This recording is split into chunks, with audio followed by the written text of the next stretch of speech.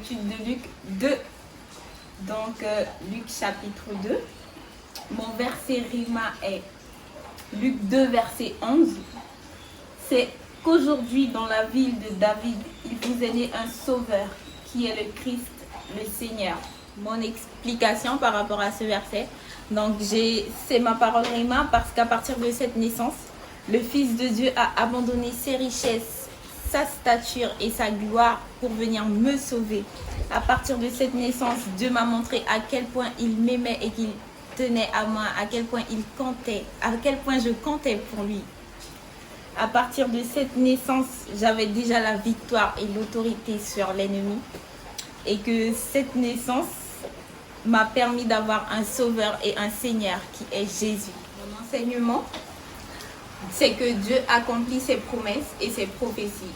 Car dans Genèse 3, verset 15, je cite, « Je mettrai inimitié entre toi et la femme, entre ta postérité et sa postérité.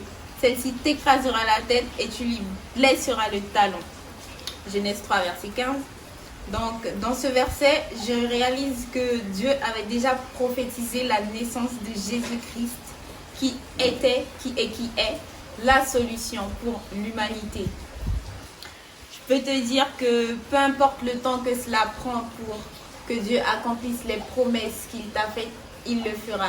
Fais-le confiance. Mon application, c'est de constamment me rappeler que Jésus a tout laissé pour moi, que Jésus a tout laissé pour venir me sauver et que Dieu n'est pas un homme pour mentir, ni un fils de l'homme pour se repentir. Et ce qu'il m'a promis, il l'accomplira. Peu importe le temps que ça prend, il l'accomplira au nom de Jésus. Je vous invite à m'accompagner dans cette prière.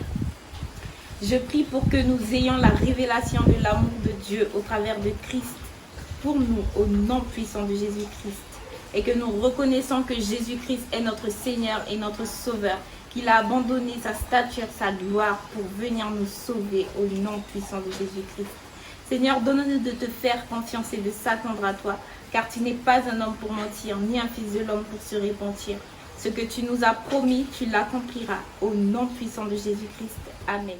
Je déclare que vous recevez le meilleur de Dieu au travers de cette étude. Et n'hésitez pas à partager, commenter et surtout likez. N'oubliez pas de vous abonner en cliquant sur la flèche juste en bas. Bonne journée!